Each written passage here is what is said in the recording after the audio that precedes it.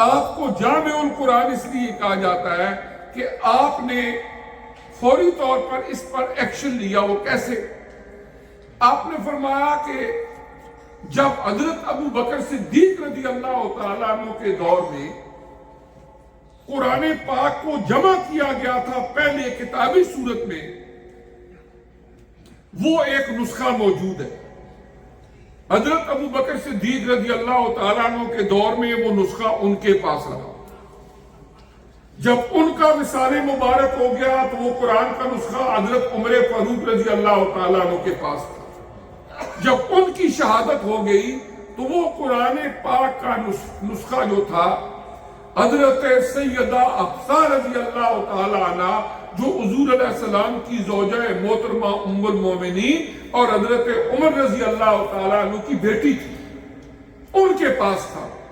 آپ نے وہ نسخہ منگوایا اور فرمایا اس قرآن پاک کو اسی طرح ہی تلاوت کیا جائے گا جس طرح کہ حضرت ابو بکر صدیق رضی اللہ تعالیٰ عنہ کے دور میں قرآن جمع ہوا، لہذا کوئی علاقائی ایکسنٹ کے اندر قرآن کو تلاوت نہیں کرے گا، پوری سلطنت کے اندر ایک قرآن کو رائج کر دیا۔ اس کا نتیجہ یہ ہے کہ آج دنیا کے جس حصے کے اندر آپ جائیں، کوئی بندہ کوئی قرآن پاک کی صورت پڑھ رہا ہے تو وہ سیم اس کی ریسائٹیشن ہے۔ یہ بہت بڑا کارنامہ ہے حضرت سیدنا عثمان غنی رضی اللہ تعالیٰ عنہ کا۔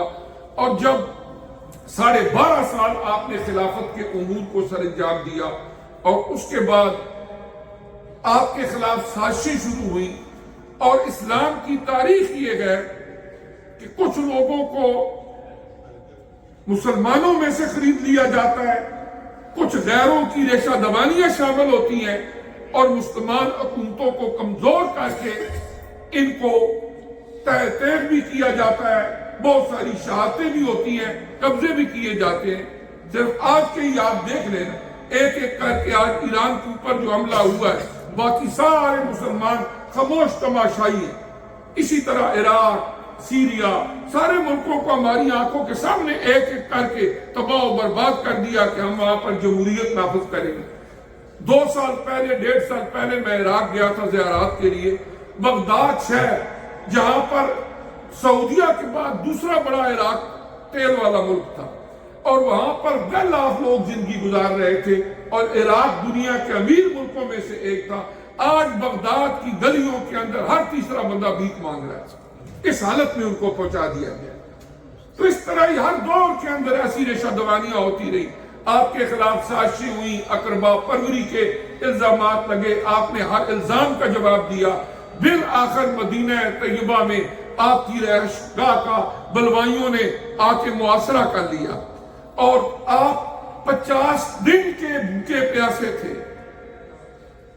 اور پھر ایک وقت وہ آیا کہ آپ کو 18 ذو الحج کو اس وقت شہید کر دیا گیا جب عصر کی نماز کے بعد کا وقت تھا، اور اس حالت میں بھی آپ روزے کی حالت میں تھے اور قرآن کی تلاوت کر رہے تھے۔ آپ کو مشورہ دیا گیا کہ آپ اپنی فوج کو کہیں، اپنے ساتھیوں کو کہیں ان کا مقابلہ کریں۔ آپ نے فرمایا میں اپنے آپ کو بچانے کے لیے اپنے پیارے نبی کے شہر کو خون سے رنگین نہیں کر سکتا، کہ میں اپنے آپ کو بچاؤں اور یہاں پر خون خرابہ ہو میرے نبی کے شہر میں، یہ میں گوارا نہیں کرتا۔ آپ نے صبر و تحمل کا مظاہرہ کیا، اور آپ کے اوصاف میں سے ویسے بھی حلم و بردباری ایک بڑا وصف تھا۔